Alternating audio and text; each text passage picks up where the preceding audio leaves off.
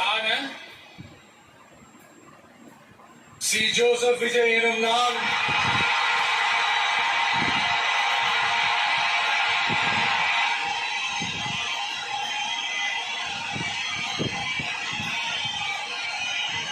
சட்டப்படி அமைக்கப்பெற்ற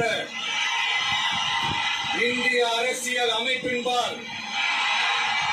உண்மையான நம்பிக்கையும் மாறா பற்றும் கொண்டிருப்பேன் என்றும் இந்திய நாட்டின் ஒப்பில்லாத